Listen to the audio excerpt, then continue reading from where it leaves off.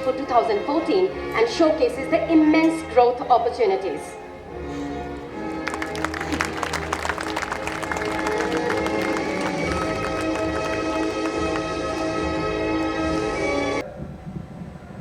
मैं उपस्थित गुजरात के फाइनेंस मिनिस्टर श्री सौरभ भाई पटेल, कह सकते हैं कि हमारा देश प्लास्टिक उद्योगों के उत्पादन का अंतर्राष्ट्रीय हब बन सकता है।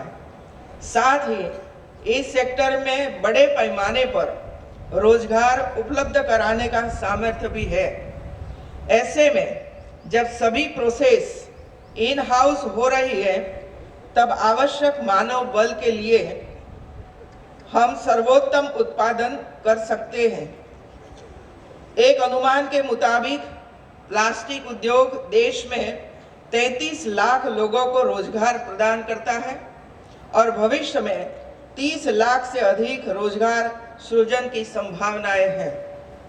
गुजरात की बात करें तो यहाँ तकरीबन 6,500 प्लास्टिक उद्योगों ने 2400 करोड़ रुपए का निवेश किया है और लगभग 61,000 लोगों को रोजगार प्रदान कर रहे हैं। जब हमारे पास इतने अवसर और दिशाएं हैं, तो क्यों न हम अंतर्राष्ट्रीय बाजार को ध्यान में रखते हुए उत्पादन के क्षेत्र में आगे बढ़े। इसके लिए 3 बड़ी चीजों की आवश्यकता है: skill man power, low cost and high quality product और जीरो इफेक्ट जीरो डिफेक्ट। बेहतरीन उत्पादन के लिए हमें स्किल मैन पावर की जरूरत होगी। स्किल मैन पावर होगा तो आउटपुट अच्छा मिलेगा, लेकिन इसके लिए हमें स्वयं प्रोएक्टिव बनना पड़ेगा। गुजरात में उद्योगों को कुशल मानव बल उपलब्ध हो, इसके लिए हमने उद्योगों की आईटीआई के साथ जोड़कर एक अनोखा पीपीपी मॉडल विकसित किया है। इसमें industry responsive skill man power तैयार कर सकते हैं।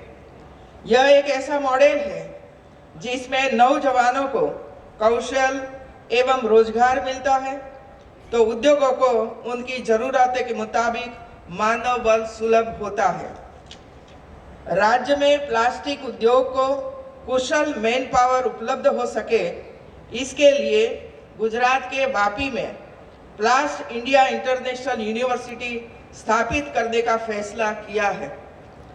देश की अपनी तरह की पहली अंतर्राष्ट्रीय मान्यता प्राप्त इस यूनिवर्सिटी की स्थापना के लिए अमेरिका की यूनिवर्सिटी ऑफ मैसेच्यूसेट्स लॉवेल के साथ सहयोग किया है।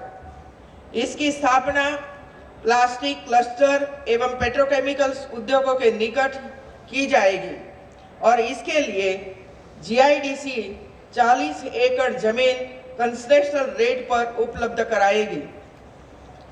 यहाँ यह भी उल्लेखनीय है कि राज्य सरकार द्वारा सिपेट एवं एमएस यूनिवर्सिटी के सहयोग से ऑटोमोबाइल क्षेत्र के लिए सेंटर ऑफ एक्सलेंस मंजूर किया गया है, जहां प्लास्टिक के नए कंपोनेंट्स की डिजाइन, मोल्डिंग, टेस्टिंग इत्यादि विकसित किए जाएंगे।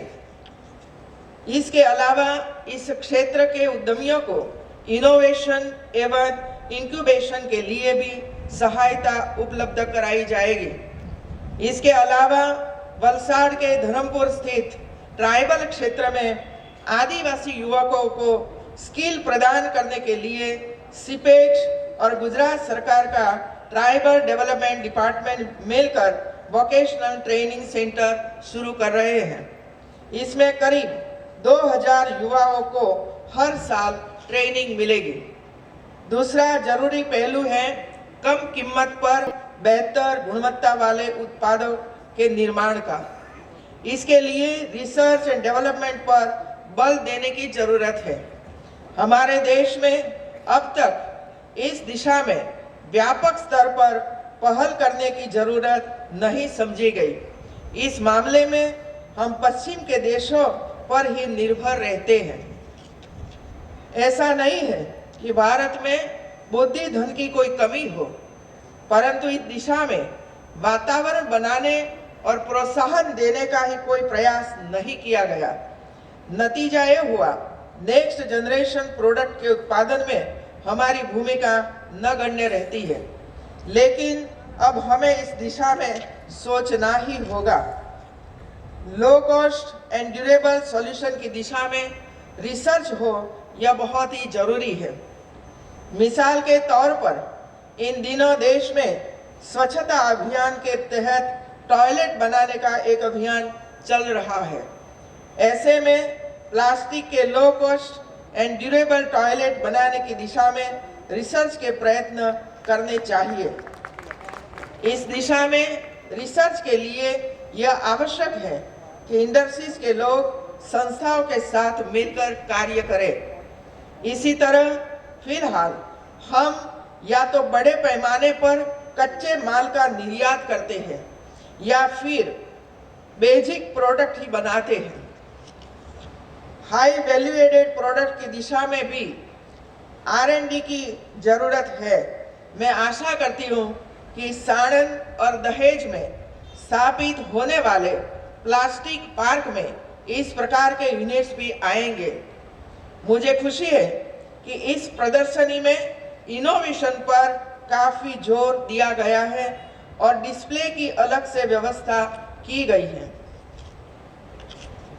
तीसरी और सबसे अहम बात जिसका जिक्र प्रधानमंत्री श्री नरेंद्र भाई मोदी भी अक्सर करते हैं, वह है जीरो डिफेक्ट जीरो इफेक्ट। यदि हम जीरो डिफेक्ट प्रोडक्ट बनाएंगे तभी अंतर्राष्ट्रीय बाजार में टिक सकेंगे। इस उद्योग में ज़्यादातर MSME कार्यरत है जो अलग अलग स्थानों में बिखरे हुए हैं। इससे गुणवत्ता के आदर्श मानदंडों की समरूपता नजर नहीं आती। यह आवश्यक है कि इस क्षेत्र में कार्यरत तमाम MSME क्वालिटी पर समान रूप से जोर दें। इसके साथ ही दूसरी जरूरी बात है जीरो इफेक्ट की। हमारे उत्पादन का पर्यावरण पर कोई दुष्प्रभाव न पड़े, इसकी फिक्र करना भी हमारी तथा उद्योग की जिम्मेदारी बनती है। वैसे भी प्लास्टिक एवं प्लास्टिक उद्योगों के खिलाफ पर्यावरण के संदर्भ में अक्सर सवाल खड़े होते हैं। इसके लिए आप सभी लोगों को ही इकट्ठा होकर एक तरह से मॉरल पुलिसिंग का कार्य करना चाहिए। प्लास्टिक उद्योग को पर्यावरण अनुकूल बनाने के लिए फिलहाल 30% वेस्ट प्लास्टिक का रिसाइकलिंग होता है। यह आंकड़ा बढ़े, विभिन्न प्लास्टिक से बनने वाली चीज वस्तुओं की रिसाइकलिंग की टेक्नोलॉजी का विकास हो, यह भी इतना ही आवश्यक है। वेस्ट प्लास्टिक के उपयोग से ईंधन का निर्माण भी किया जा सकता है। सड़क बनाने में भी प्लास्टिक का उपयोग हो सकता है।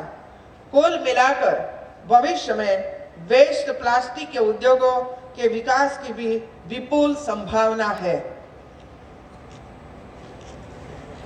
वैसे तो यह प्रदर्शनी गुजरात में काफी पहले ही आयोजित हो जानी चाहिए थी, क्योंकि देश के कुल प्लास्टिक उद्योग में गुजरात का योगदान करीब 65% है। खैर, देर आए दुरुस्त आए। राज्य के लिए यह गौरव की बात है कि पहली बार यह प्रदर्शनी दिल्ली से बाहर आयोजित हो रही है और गुजरात को इसे होस्ट करने का अवसर मिला है। इस बात की मुझे विशेष खुशी है कि सिर्फ इस इवेंट के लिए मेरी सरकार ने कुछ खास प्रोत्साहन घोषित किए हैं। इस यूनिक कंसेप्ट का लाभ उठाने के लिए आप सभी का आह्वान करती हूँ। गुजरात ने पिछले दशक में औद्योगिक क्षेत्र में तीव्र गति से प्रगति की ऊंचाइयों को हासिल किया है। इसके चलते मारुति, फोर्ड और होंडा मोटर्स जैसे नामी ऑटोमोबाइल उद्योग गुजरात को अपना ठिकाना बना रहे हैं। इस उद्योग में प्लास्टिक पार्ट्स का बड़े पैमाने पर उपयोग होता है। इसी तरह हम शिप बिल्डिंग के क्षेत्र में ध्यान केंद्रित करना चाहते हैं। इसमें भी प्लास्टिक उद्योग के लिए संभावनाओं का बाजार खुला है। इन सब के अलावा कंस्ट्रक्शन उद्योग एवं खेतीबाड़ी के क्षेत्र में प्लास्टिक के पाइप एवं आनुषंगिक प्लास्टिक पार्ट्स की जरूरत तो रहेगी ही। गुजरात जैसे राज्य में जहां 1600 किलोमीटर लंबा समुद्री तट है, वहां तो कंस्ट्रक्शन और इंफ्रास्ट्रक्चर क्षेत्र में प्लास्टिक के एंटी कोरोसिव होने के कारण उसके उपयोग की प्रचुर संभावना है। हाल ही में राज्य सरकार ने सिंचाई के लिए 2000 करोड़ रुपए की सरदार सरोवर की सब माइनर कैनाल का प्रोजेक्ट शुरू किया है। उसमें भी हम यूपीवीसी पाइप का इस्तेमाल करने वाले हैं। कृषि क्षेत्र में भी प्लास्टिक का उपयोग दिनों दिन बढ़ता जा रहा है। पानी के महत्व और उसकी तंगी को ध्यान में रखते हुए गुजरात सरकार ने किसानों को पर ड्रॉप मोर क्रॉप का नारा दिया है और गुजरात के तरक्की पसंद किसान खेती की नई पद्धतियों को उत्साह के साथ अपना रहे हैं।